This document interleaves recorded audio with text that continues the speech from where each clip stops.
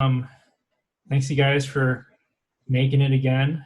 And Ashley, what time do you have to go, by the way, so I know kind of to Um, pace? I should definitely hop off by 3:15. 3:15. Okay, that's good to know. Yeah, so today we'll make it a little short, but just wanted to kind of review a little bit. So Ashley Davis and I have been going through kind of the motions of like what would it take to live stream. And so like we've covered like the basics of the software all the way up to like um, what happens on the day of Sunday to like after you create the product, after you create the service, how do we actually even organize the sermons and whatnot. And so last week we actually covered a good deal because there's two main softwares that we use, right, to actually manage all these things, right? Just a broad overview. I'll send you over those links so that you can watch it too, so that you'll know what the process looks like at some point. Um, but there's two. There's OBS, which is the program that we stream on Sunday, and that creates the connection to like push it to YouTube, right? YouTube is the place that we obviously interact with. Everybody knows and understands that. And then it gets stored. All of our information is stored in YouTube, right? So all the videos, all the files. And so for today's lesson or today's workshop, we'll actually cover through, okay, so now we have the product, now we have the storage. So we talked about that last week with Davis. And so how do I design it in such a way that it is palatable and easy to be consumed or like intake by the rest of the congregation, right? And that's a number of things. Number of things is good aesthetics, good design, and that's something that is both taught and also like you kind of develop a natural feel for it over time. Some people have a natural, talent for that. They can just pick up like it's kind of like music. You pick up and understand like, oh, this sounds great or this looks great, right? And they can't really say why. They just know, right? Yeah. And so that I cannot teach you. Like that's the part that if you know, you either you have it or you don't. But just because even if you don't have it, that doesn't mean that there isn't best practice rules that you Yeah. can call Okay. on that make things look really good and professional, right? And that everybody can do.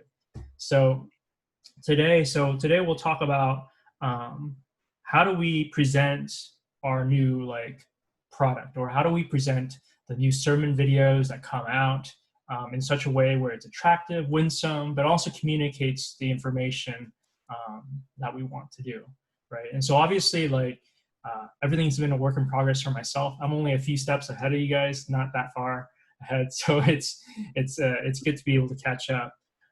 So yeah, we'll talk about how do we present that. And so we'll break up this chunk into two pieces. So the first part, we'll talk about software, and that's different, right? And then we'll talk about like the creation of the actual like presentation, right? The creation of the thumbnails, what do we look for? And we'll talk a little bit more about descriptions, right? Like why are they important? Why are they intuitive? And like how to make them more intuitive. Okay, so Okay.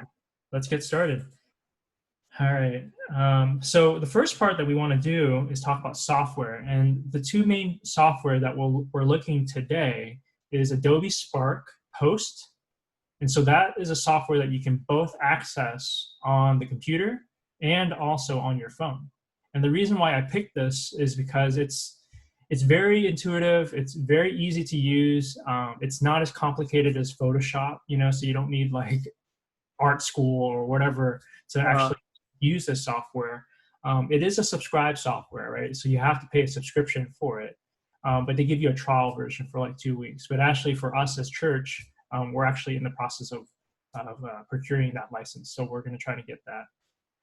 Adobe Spark, like Yeah. a Spark Yeah, Adobe Spark Post, right? post. And what it is, it's kind of like a word art generator, if you want to say that. I mean, it's like if you took like Microsoft 97 word art and you smashed it into like Photoshop, and then you reduced it and had a baby together or whatever. That this is what it would be, right? Like it's not complicated, but it's definitely a little bit more sophisticated than like Microsoft Paint, right? So it's a little bit easier to use, right?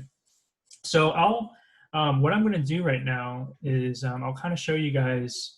So you guys already kind of know what our, let me share my screen real quick. Share my screen. I think this is it.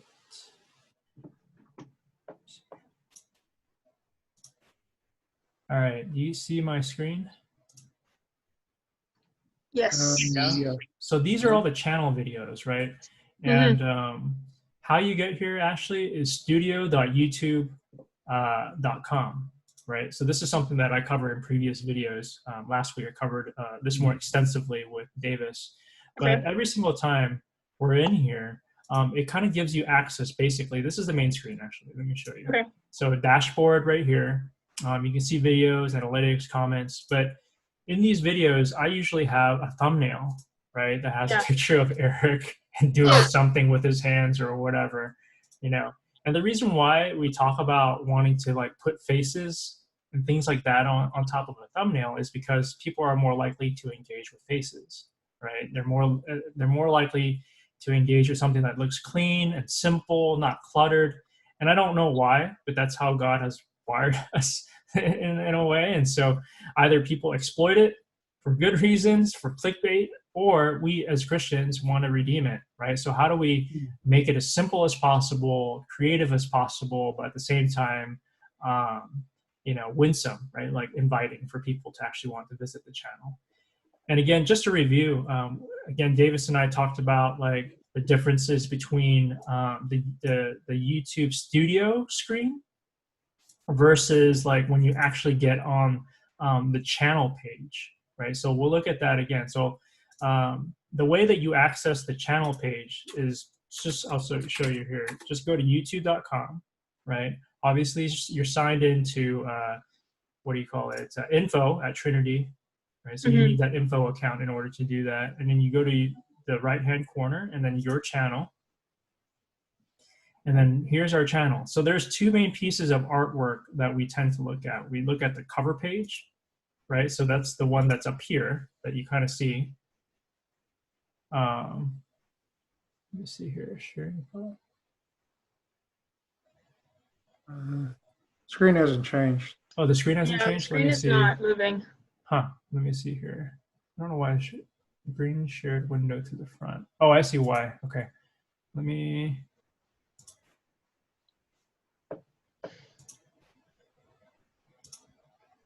do a new screen share. I'll do this. All right, can you guys see this now? Yeah. Okay, so sorry about that. I just went to youtube.com again, and then go to the top right-hand corner, okay? And then what you do is you go to your channel, right? Make sure you signed into the right account, right? And so last week, Davis and I talked about there were two pieces. There was the cover, right? The cover art of this channel, which is at the top. And the way that you can edit it is by just simply clicking on that camera symbol. You see that camera symbol, the right-hand corner right there? You just have to click on that, and then you can upload the desired design that you want, right? And so important to understand here is that there's always this portion right here that's important to pay attention to. The maximum file that you can upload is 6 megabytes, and the recommended art size is 2560 by 1440. I mean, for someone who's not in design, this might sound a little bit like foreign, but it's telling us how big the file that you need to make should be, right? So when you go into any art software, whether that is Photoshop or Over or Canva or Spark Post, this is something that you need to think about as you go into these applications, because you need to make the canvas about that size. Make sense? Like, your printer can take 8.5 by 11, right? So that's what you need to feed it with. Right. So in the same idea, when you translate into software design, it's the same thing. 2560 by 1440. Now, with that said, that doesn't mean that you try to fill out, everything within that space. There's only because you're working with multiple devices, that's another thing to think about. When you're working with multiple devices, your screen size changes, right? So if you Yeah. think about it, most people check and consume content where? Where do you think? Their phone, right? So obviously 2560 by 1440 is way too big for your phone. Your phone doesn't even have that, like it's not even that big in terms of like pixel size, right? So you cannot think about that and say like, okay, well, if I make it great looking on my computer, it's going to be great looking on my phone. Not necessarily, right? And in the past, people had to make like multiple designs in order to like, make sense of that. But for our sake, we're not going to get into too complicated into like what to do with that. But just to keep it in the back of your mind, like, what am I making this for? The computer, the phone, the tablet. So those are usually the three pieces that you look for, right? So I'll show you guys an example. So if I were to upload something that looked like this into the intake, it tells me like, oh, the photo that you uploaded is too small, right? So it has to meet a certain threshold, right, for it to be displayed very well.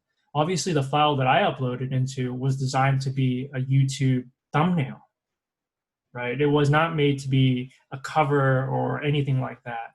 So you need something that is usually like very big, very large, and so I'll upload something like this, right? So this is a picture I took with Reagan when we were at the homeless feeding, right? And so you notice how like there's three representations here, right? The mobile, the TV, and the desktop. And again,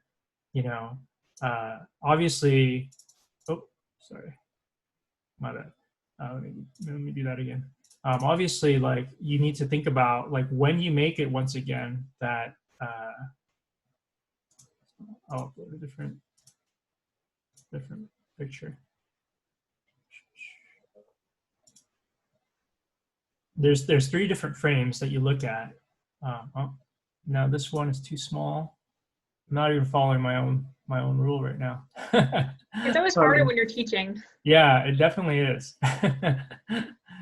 Let me see here. Because of that, we'll let it slide. But yeah, that's right. We're a good class. I know. I just feel for Suzanne and the other teachers. Like they don't know what's going on. All right, so I uploaded a different photo. So this is me and Reagan. So obviously, you see that our necks are cut off and our faces are cut off in the desktop version as well as the mobile version. Yeah. Right? So the way that you want to do is you want to adjust it. But you see how there's a darker portion right here? That's the visible portion. That's the visible portion, right? And typically, that's when you look at this tiny little visible portion, that's what your channel looks like on the desktop, right? So, however you design it, you always want to make the content for the desktop to exist kind of in the center, right? So like this is the maximum of how big this file can take in, right? But when you design, you kind of just want to design a file that is around this big, right? Let me pull up my pencil.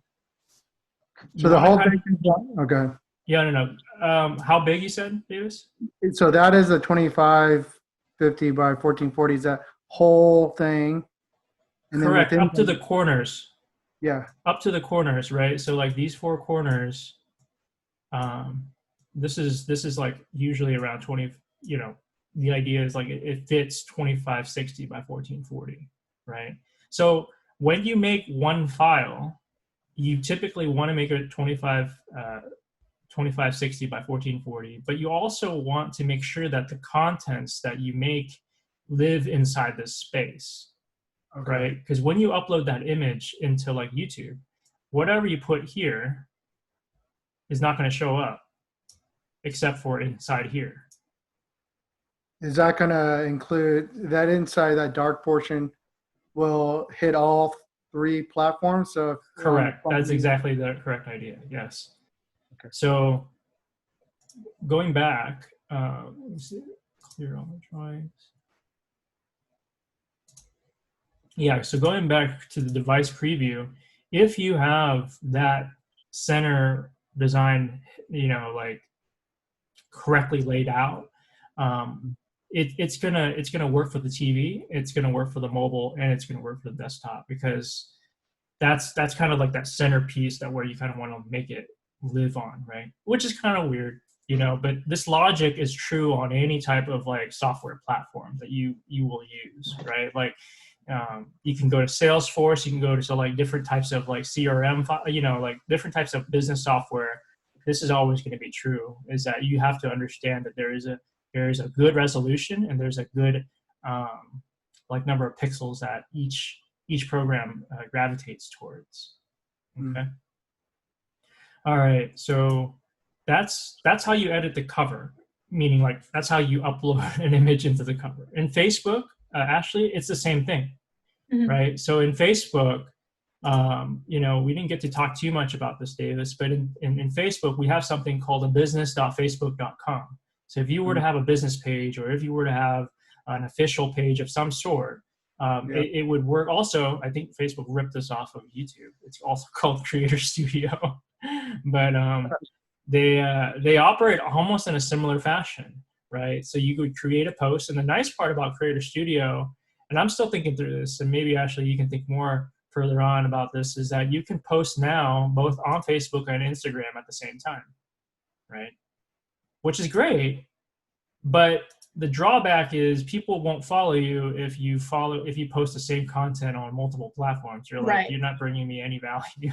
Right. Right. Like, why would I follow your Instagram if I already follow your Facebook and you're going to give me the same junk? But in our case, it's not junk, it's sermons and stuff, right? So that's something to think about. But for us, it's a little bit more complicated because some people are on Facebook and some people are only exclusively on Instagram. So you have like different followings, right? But the idea, what I'm trying to get here, at least for today is not a social media engagement like talk. We're not talking so much about that. We're really talking about design. But the cool part is once you create content like that's appropriate for YouTube, you can usually transport it into Facebook and post the same material. For instance, if I were to go into Facebook and the Creator Studio, I'm going to go to my content library. And the content library is basically all the sermons or pictures or posts that I've ever posted on Facebook, on Facebook's official page for Trinity, right? Again, see how like the pictures are very similar? I mean, again, you just click on content, you click on the video itself, and then you look at the engagement, how many people have watched it, distribution, but you want to go to edit post. And again, in here, you see where our vision is a church to be spiritual, social, cultural. This is the description, right? The video details. This is true in YouTube as well, right? So if I go to generosity sermon, you go to the bottom, and then you see how like there's another description that lives down here, right?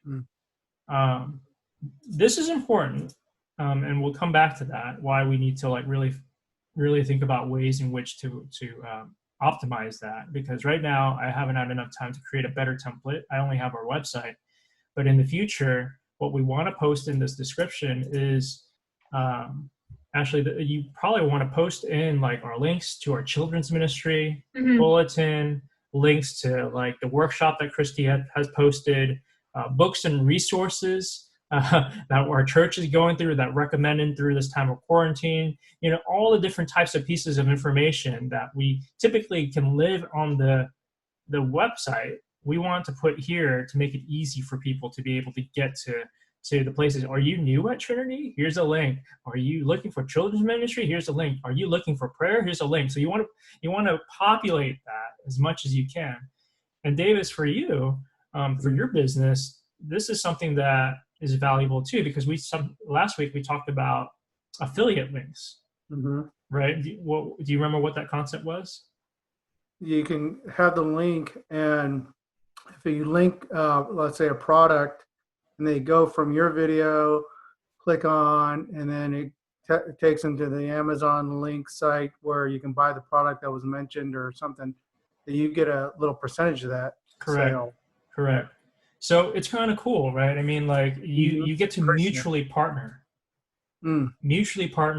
with different businesses. And I think this is the part that the church has a lot to say in, right? Like good business is always good partnership, right? And in the same way, good ministry is always good partnership, right? Like when we go out and we ask people to do compassion ministry, or we ask to do mission, it is not so much like you should do these things so that you can be holy, though you will be, but the idea is like, how do we partner with the viewers? How do we partner with the community that lives, online and offline, right? And so that's something to think about as you kind of think about ways in which you craft the message and the links and types of things, because you're looking to engage with these people from a personal level, right?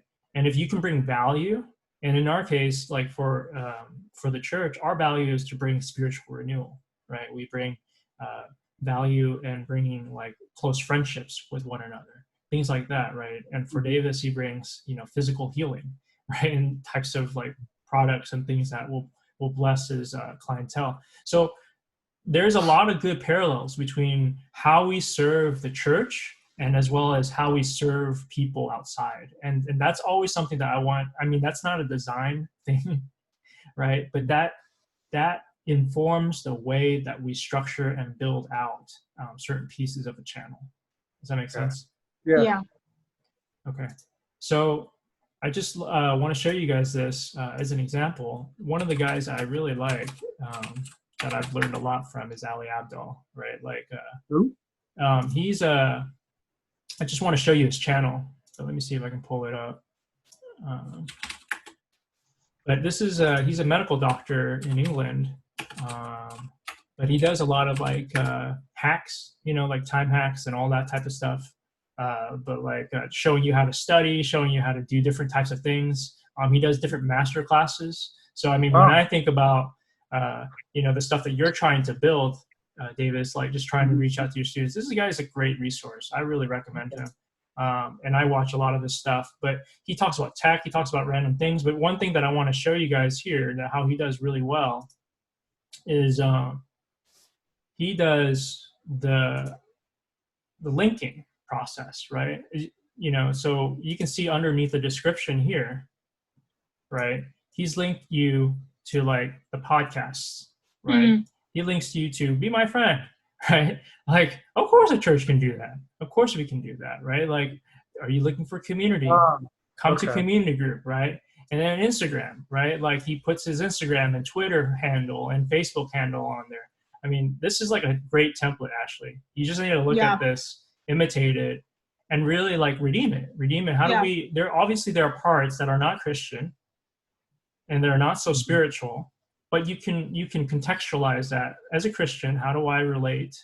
Right. So you got to put those glasses on. And for you too, Davis, as you're thinking as a practitioner and caring for your clients, like, how do I relate to them? How do I build a relationship with my clientele, not just from a physical perspective, but from a long-term perspective, right?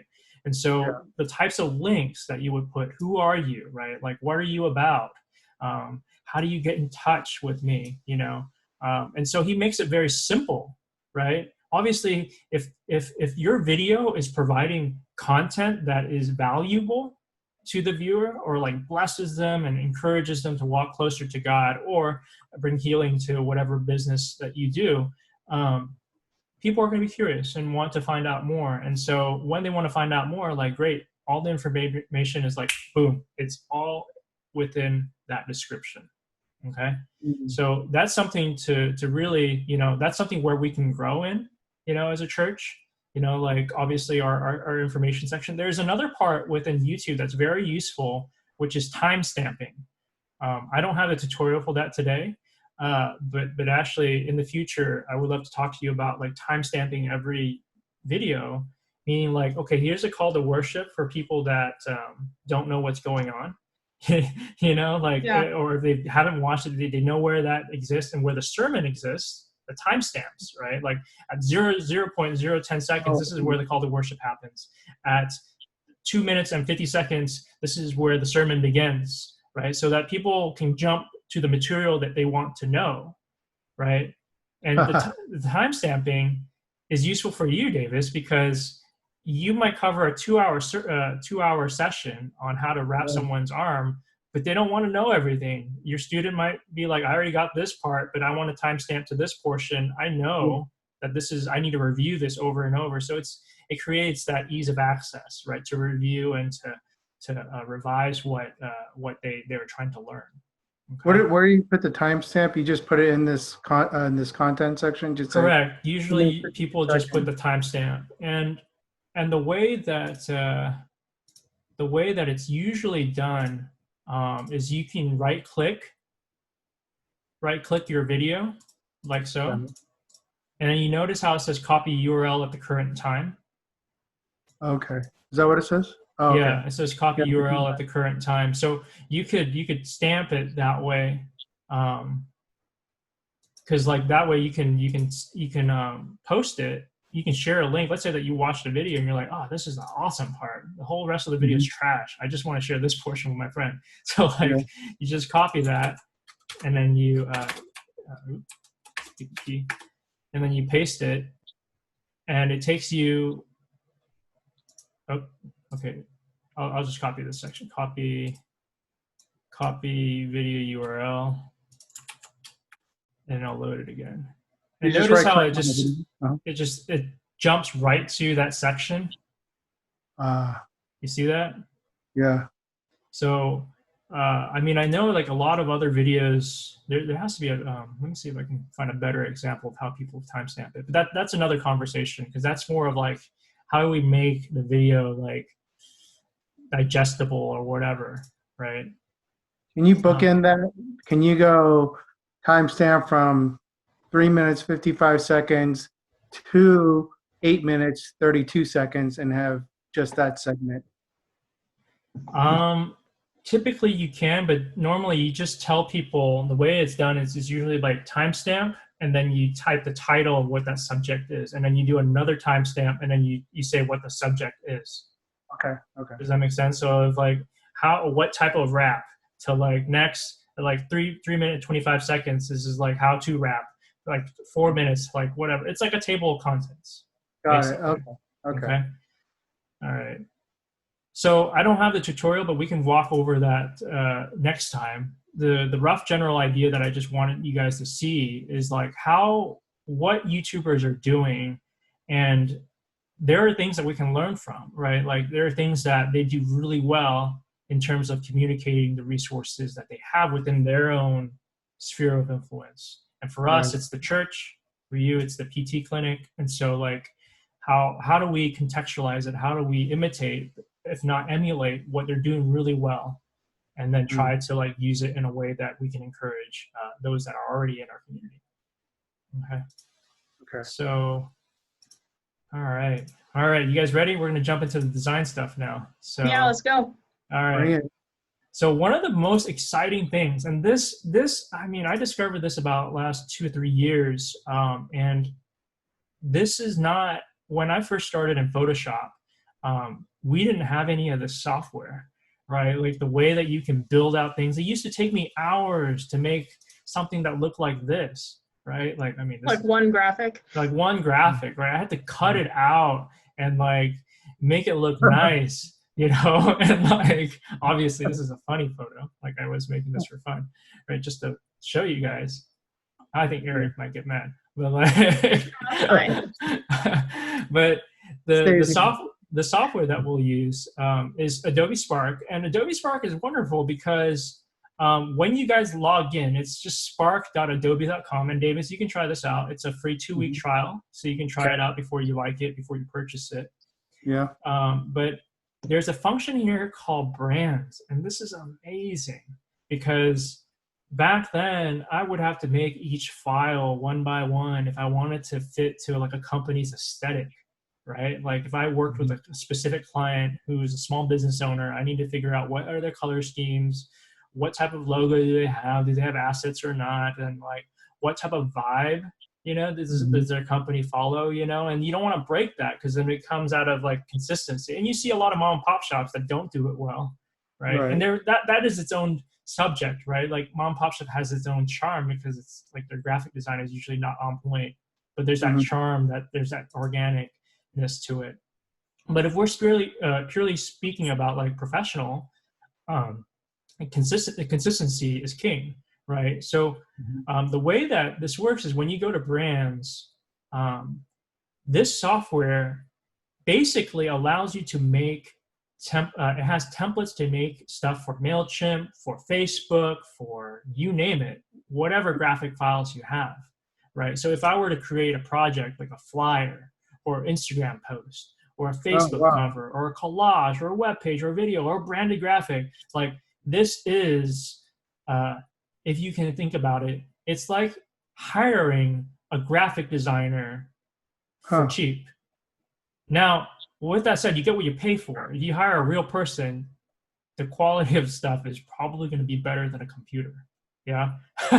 Like it's not going to be the best. But for our sake, because we're running on low budget, we're a church, we don't have the budget to hire a graphic design. You know, like I've been able to be fortunate to work and have the privilege to work with Trinity to design that stuff.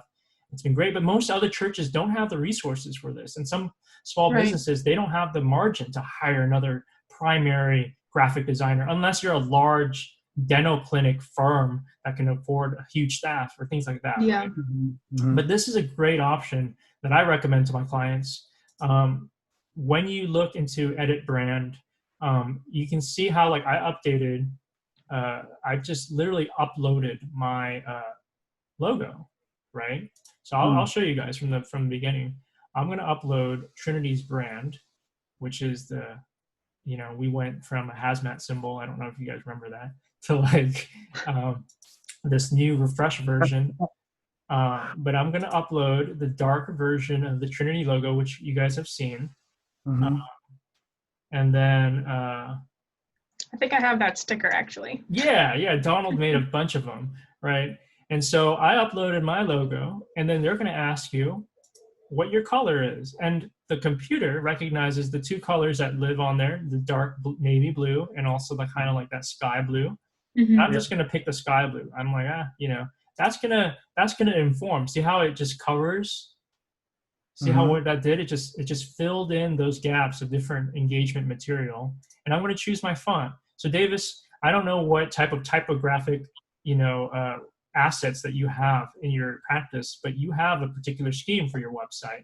So typically that's the font value that you want to select for this, right?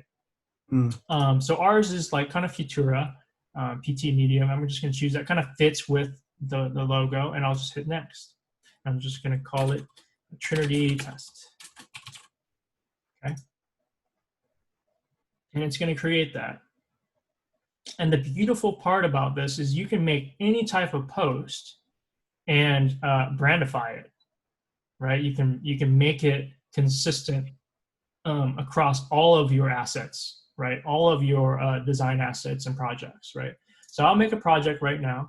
I'll make a flyer, right? And the cool part is here's a collection, as you guys can see on my right. You see how there's like pre-made, like a lot of different types of stuff, right? You can select it. So here's a free delivery one with 20% off, and I'm just going to hit create.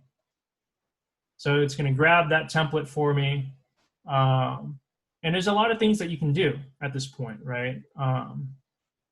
Obviously, I'm operating on the computer, but if you have a tablet or a phone, you can edit on your phone as well. And there's different features and different abilities that you can do on your phone versus on a computer.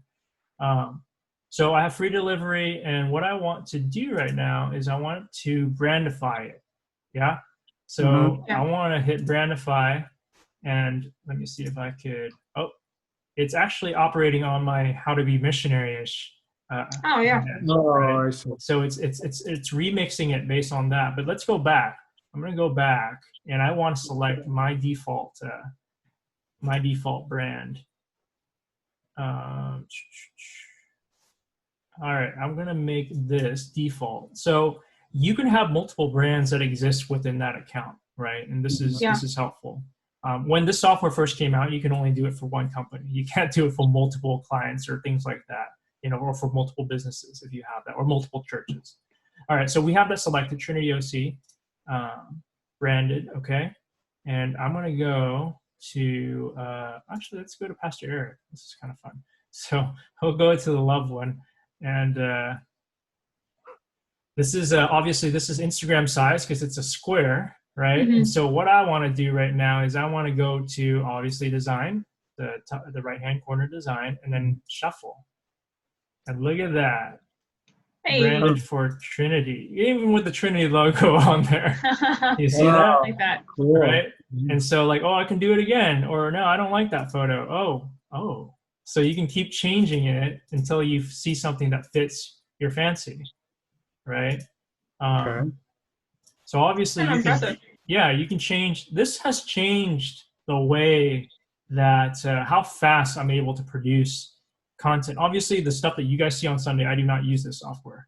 Like it's a little bit more from scratch, but this software is helpful for those of us that struggle or don't have the time to think through Yeah. concepts of like Right. what makes it look good or not. So I think it brings tremendous value for you, Davis. Like even if you don't have someone trained in graphic arts, you just kind of need that eye, you know. So I know like Alice has that eye, or whoever, you know, in your company, they can use this software to do that, right? And so there's many different types, right? You can again choose what you want. Obviously, like these are not great, but I'm just showing you the power of what it can do. Can Just you upload your own picture? you can upload your own picture as well. Yeah. And you can upload, okay, and can you change the love to say something else? Yeah, of course. So it says love, so I can just say like Trinity Presbyterian, or like Trinity Picnic, right? So you can change that. And then the cool part is you can also change the style of the lettering. If you don't like the lettering, you can go down to style, and you see this little wheel right here. Yeah. You just pull on it. Oh, okay. That's pretty cool. And it That's just nice. changes, right? It just changes, and it looks really neat. And of course, I think I'm freezing a little bit, but but yeah, there's a lot of things that you can do, right? So that's the idea, right? So that's the rough idea. So when you guys make stuff, this is obviously for Instagram, but for our sake, we're working with YouTube, and so the YouTube, the sizes are going to be different, right? So you guys remember what the size was? 25 50 by 1440 or something like that. Yeah, that was for the cover. So as you're making stuff for the cover, that's the size that you kind of want to input into this program, right? But obviously, like for our YouTube thumbnail, you could create a project that is like, well, for us, it's you can view all. So you can look at the different types of social types of documents that you're trying to make. You have a social graphic, you got a photo web page graphic, you got a video slideshow, you got a lot of different types of graphics here. But I think one that you can look at, well, let's just look up what YouTube's thumbnail picture is. All right, so all you guys, if you forget, you just always type in YouTube thumbnail size. And YouTube thumbnail size is 1280 by 720. Okay, so that's like the ideal size for like a YouTube channel, right? For the thumbnail. So you just go back and you go create a project, custom graphic size. You could go popular. Actually, in SparkNotes, there's I'm sorry, not SparkNotes, Spark Post.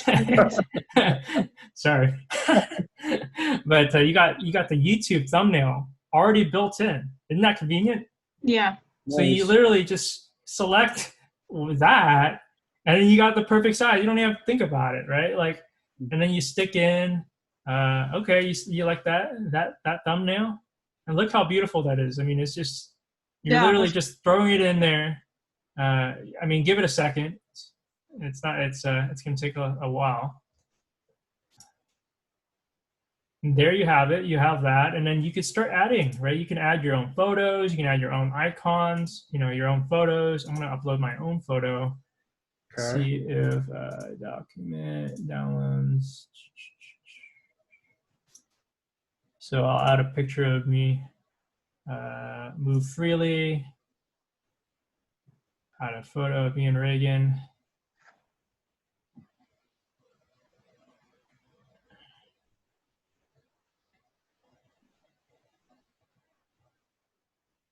So you see how you can just add that all the way in there. I'll just stretch it out a little bit. And then there's different layers. I mean, you have to play around with the different types of things, right? The layout, the order of it. You look so young in that picture. Oh, thanks. Yeah, this is when we were in Thailand. So, yep. That wasn't meant to be like a positive or negative thing. It was more just like an observation. Oh, yeah. Sorry if that was weird. No, not at all. Not at all. So I was also wearing glasses, and I was a lot thinner. But anyways, yeah, you see how like the different layers and orders you can pass it through, but already it's starting to look kind of professional. Yeah. Right? Like, oh, cool. Right. Huh. So I moved the layers around a little bit, and then I go to design again, and all right, we're gonna brandify it. So you literally just click on it, and look at that. Oh my gosh, that's awesome. Wow. Look at that. Look at that. That's so cool. That took like no time at all. That took no time. That took no time. So the only qualification for this role is you need a good eye for design, because you can take good design and trash it, right? If you don't have the eye for it, right? So could you change Cloud Break to something else? Absolutely. So you go and change it to like missional living seminar, right? So I'll change it to that. Where did you go to change the? Very simple. You just click on it. I'll just click right on it. Just right click right on it. Double click on it. Just double click on it. Right? It's so easy. Yeah. So missional living seminar, and then you can go in and you'd be like, okay, well, I don't really like that. I'm going to change it, right? So to whatever thing I like. That's so cool. Right. So, and then all of a sudden you have something very professional looking, right? Yeah. And again, if you're more comfortable, obviously, like some designers don't like this. I don't personally use it often because I like to make my own or create something that's unique.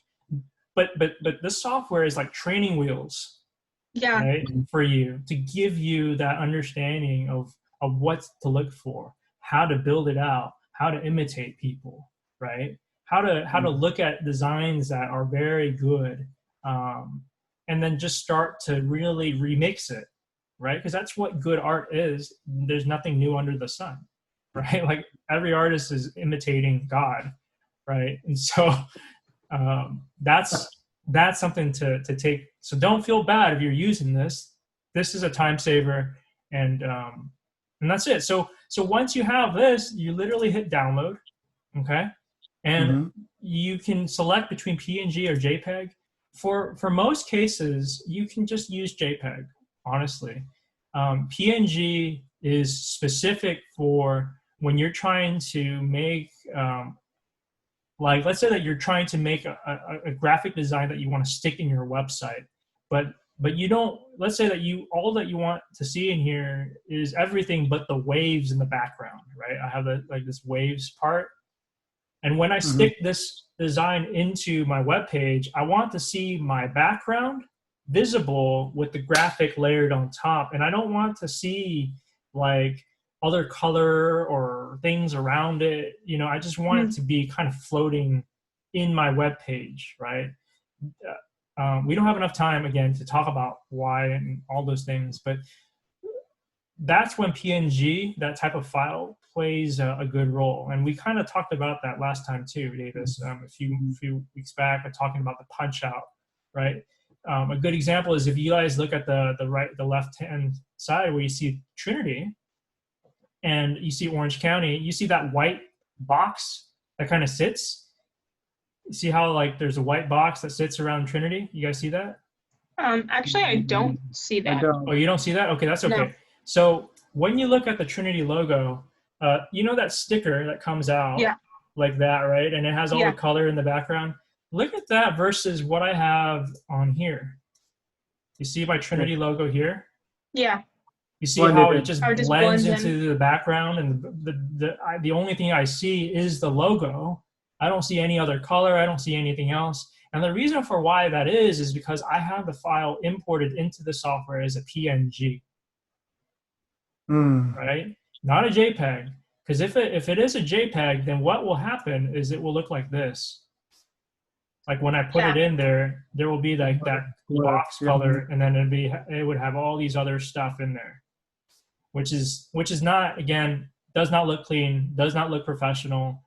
It looks kind of off, right? Mm-hmm. So we don't want that, and so that's when the difference in files play a part. PNG is when you want the cleanest cutout of your picture, and typically when you want that is usually when it pertains to logo files, right? Any type of logo asset. So Davis, when you upload your KBT logo into this program, you want to make sure your logo file is a PNG and not a JPEG. Okay. Otherwise, when you remix, you're going to be so frustrated because it's always going to live with that random background and whatever. Okay. Okay. That's good to know. Yeah. All right. So the final piece, and this is another game changer, which clear my drawings. Let's see here. We're going to talk about how to crop, right? And I know, Ashley, you have to leave pretty soon. So let me see here. I'm going to stop share, and I want to jump onto my iPad. Davis, you have an iPad at home? Yeah. Or anything? Great. So this is a great software. What version of an iPad do you have? A Pro or iPad 10 or? It's Alice's iPad. I don't know what it is. Oh, okay. That's okay. Typically, something like that. Or not Pro. you don't need a Pro. You just need an iPad. So for this, so I'm going to share my screen now. And hopefully you guys can see my screen. All right, you guys see this? Yep. Yeah. All right, so I'm going to go to my screen, and I'm going to go to Photoshop Mix, right? So this is a free software, actually. So this is our Compassion program that or a Compassion file that you guys will see on Sunday. This is a flyer I made, but you can see how I cut out the toilet paper man after I drew him, and I stuck him on here, and I made something. But what I'm going to show you here is I'm going to show you what I do typically on Sunday. And so on Sunday, typically I would take out Eric's photo, right? So this is, I literally take a screenshot on your iPad, right? And I want to cut him out, okay? So you can do this on your phone. You can do this on your tablet. You can do this on the computer. But typically, I just take a screenshot, right? And I have it saved in my my local image files. And then I basically open it up in Photoshop Mix. And the thing that I want to do right now is I want to cut him out. Because, Davis, you asked last time, how do I cut him out? How do I make a person show up? And this is just amazing. So I literally take my finger and I start to select smart, right? Whoops. Select what? So right here, you see how I have smart selected? Yeah. Right. So I literally select start. Smart, sorry. And then I literally make sure it's add. It's under add. You see how on the left hand side there's a select for add. Okay. And then I start to use my finger and I click on Eric and I start to color him out. See that? Yeah. Mm-hmm.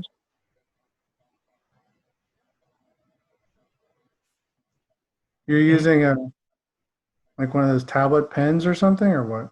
I can use my finger. I can use a tablet pen. I'm using my finger right now too, right? But I do have a tablet pencil. So I have an Apple Pencil so that I'm using. right? Uh-huh. And so I'm already almost done. Yeah. Right? Like literally, I'm almost done. It used to take me hours to use a pen tool to cut on Photoshop, right? I would just like stretch a line and then bend it, and then stretch a line and then bend it long enough. Then I select the whole picture and then I cut them out. And I just literally showed you guys how to do this within less than a minute, right? Mm. And so now, obviously, I have some stuff on his head that I don't want. So I'm going to select subtract, right? And then I use my finger and I can zoom in. I can zoom in. Oh, cut too much of his head. I can zoom in and I start to just erase some general lines, right? But this might not be the best. Whoops, I'm moving too fast. But what you can do in this case is you can go to basic, and basic is finer, right? So when you collect on the basic function, again, you want the eraser. So you want to go in and then you start to erase. See that? Oh, wow. Right? Use your finger, just zoom in, use your finger. It helps with an Apple Pencil, but you don't need it. But you know, you can do this on your phone or whatever. And I'm just gonna, obviously I'm doing a very rough job right now because I know you got to go, Ashley. So very, very simple, right? So do the best that you can, and then you can change the size so you have a bigger brush, right? So it's not so detailed. So you get bigger chunks out. And then you want to soften the edges, right? Because if you look at how Eric is cut out, he's kind of jagged. Yeah. Right? He's pretty jagged, and it looks kind of like not so nice.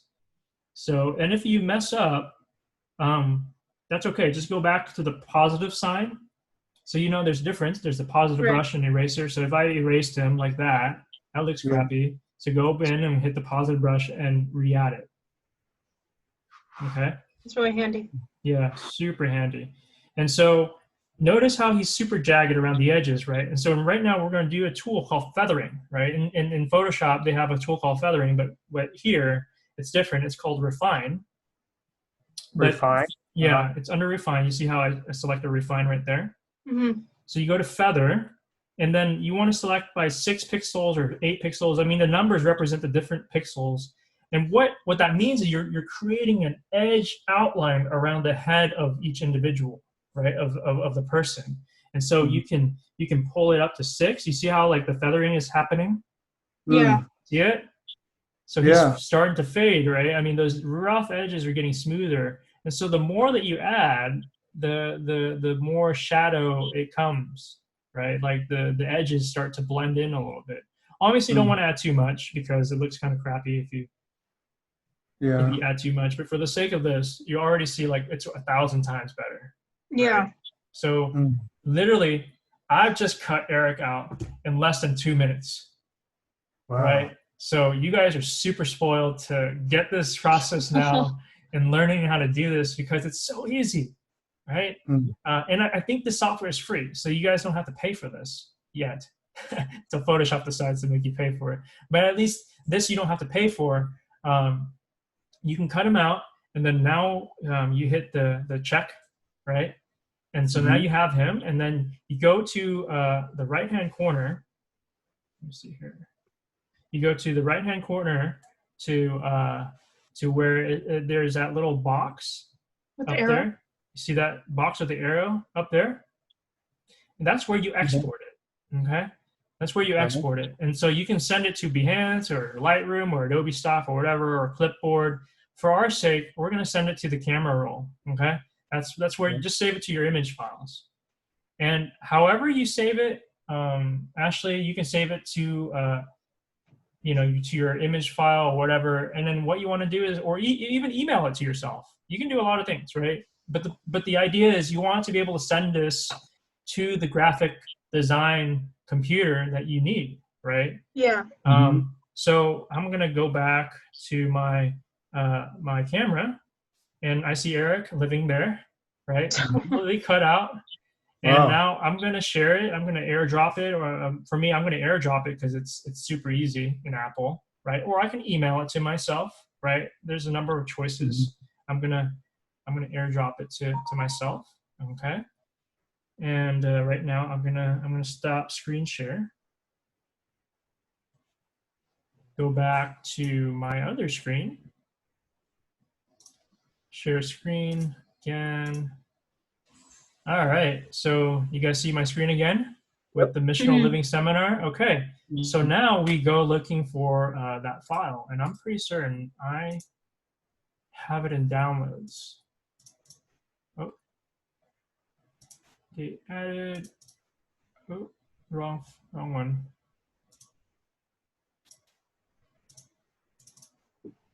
I have Eric there, Hey. right? Because I just sent him to my computer. All right.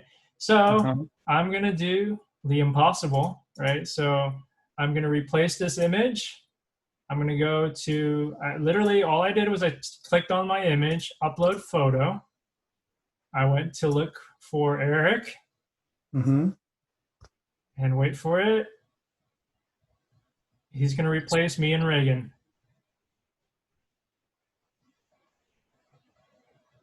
So you uploaded the image onto the Adobe Spark thing? Correct. Yeah. So you want to have that in your computer desktop already, and then you want to just you want to upload it. Okay. So there's something wrong, right? Obviously, you can't see all of him, but that's okay. Let me see if I.